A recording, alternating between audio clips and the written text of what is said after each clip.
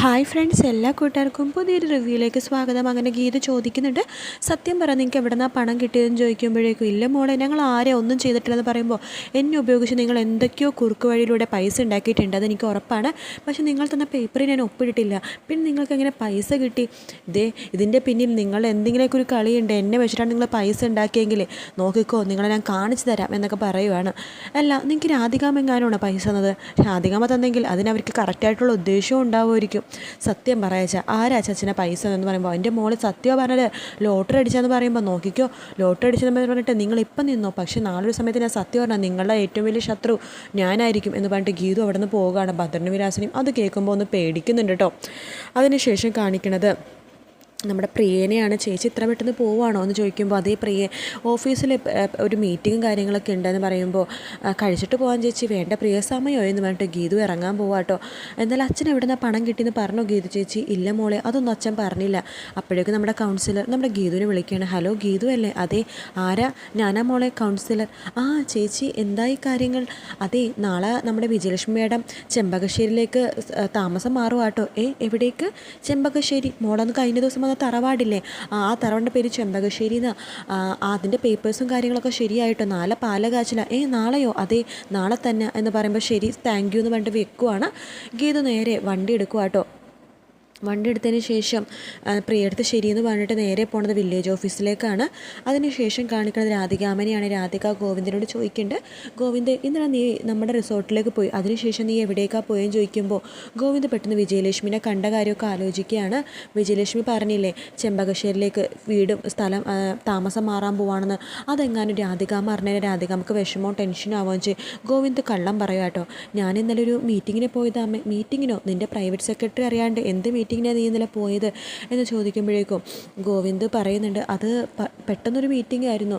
എന്നിട്ട് ആ meeting success ആയോ എന്ന് രാധികാമ്മ ചോദിക്കുമ്പോൾ, പിന്നെ അമ്മയുടെ അനുഗ്രഹം ഉണ്ടെങ്കിൽ എനിക്കെല്ലാം സക്സസ് ആവുമല്ലോ. സക്സസ് ആയി, പക്ഷെ ഒരു മീറ്റിങ്ങിലൊന്നും ഒതുങ്ങില്ല അമ്മേത്.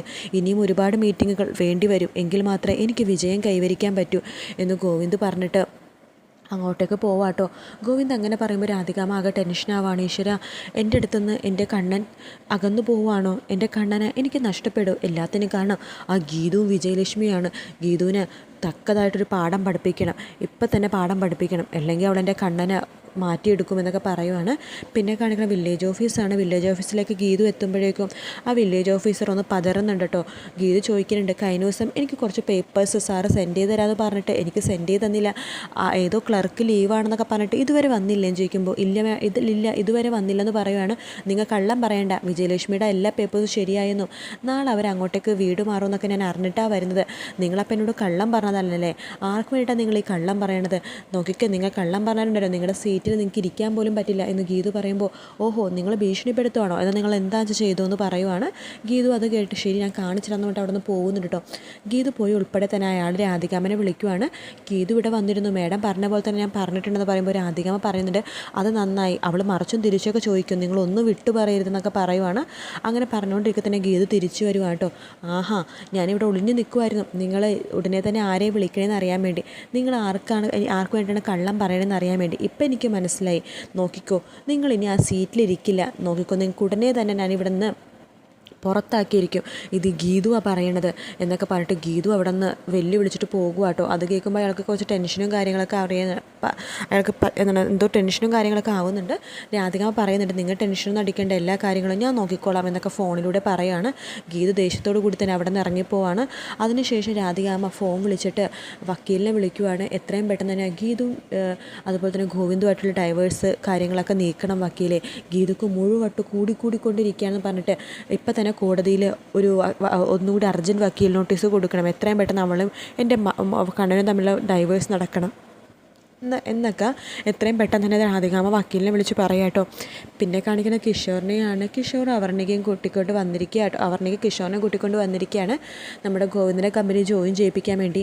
എത്ര നേരമായി അവർണിക, ഇതുവരെ അവർ വരുന്നില്ലല്ലോ എന്ന് പറയുമ്പോൾ, വെയിറ്റ് കിച്ചു, അവരെ നമ്മളെയും ഇതുപോലെ തന്നെ ഒരുപാട് വെയിറ്റ് ചെയ്യിപ്പിച്ചിട്ടില്ല, അതുകൊണ്ടായിരിക്കും. മാത്രമല്ല ഇതിപ്പോൾ അവരുടെ കമ്പനിയാണ്, അവർക്ക് തോന്നുന്ന സമയത്ത് അവർ വരുള്ളൂ എന്നൊക്കെ പറഞ്ഞിട്ട് നമ്മുടെ കിഷോറിനെ വെയിറ്റ് ചെയ്യിപ്പിക്കുകയാണ് അവർണിക. അപ്പോഴേക്കും അവർണികയ്ക്ക് ഒരു കോൾ വരുന്നുണ്ട്.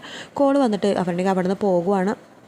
ശേഷം നമ്മുടെ കിഷോർ നമ്മുടെ ഒരു സ്റ്റാഫിനോട് ചോദിക്കേണ്ട അവിടുത്തെ ഗീതാഞ്ജലി മാഡം വന്നോ? ഇല്ല സർ, വന്നിട്ടില്ല. ചിലപ്പോൾ ചില ദിവസങ്ങളിൽ മാഡം വരാറുള്ളൂ, ഇന്നിനിപ്പോൾ വരുമെന്ന് തോന്നണില്ല എന്നൊക്കെ പറഞ്ഞിട്ട് ആ സ്റ്റാഫ് അവിടെ നിന്ന് പോവാണ്. ഹാവു സമാധാനമായി എന്ന് പറഞ്ഞിട്ട് ആ സ്റ്റാഫ് തന്ന ചായയും കുടിച്ചുകൊണ്ട് നമ്മുടെ സമാധാനത്തോടു കൂടി തന്നെ കിഷോർ അവിടെ ഇരിക്കുകയാണ്. ഇന്ന് ഗീതുവിൻ്റെ മുഖം കാണണ്ടല്ലോ എന്ന് ആലോചിച്ചിട്ട്. അങ്ങനെ നമ്മുടെ ഗീതു ആ സമയത്തേക്ക് അവിടേക്ക് വരുവാട്ടോ. കിഷോറാണെങ്കിൽ ചായയൊക്കെ കുടിച്ചപ്പോൾ അതിനെ ആസ്വദിച്ച് അവിടെ നിൽക്കുവാണ്. നമ്മുടെ അപർണയ്ക്കാണെങ്കിൽ ഫോൺ വിളിച്ചിട്ട് കുറച്ച് മാറി നിൽക്കുക കേട്ടോ. അങ്ങനെ ഫോണും നോക്കിക്കൊണ്ട് ചായയും കുടിച്ചുകൊണ്ട് നമ്മുടെ കിഷോർ അവിടെ നിൽക്കുന്ന സമയത്താണ് ഗീതു അങ്ങോട്ടേക്ക് വരുന്നത്. ഗീതുവിനെ കാണുന്നത് കിഷോർ ആകെ ഒന്ന് ഞെട്ടിപ്പോവാട്ടോ.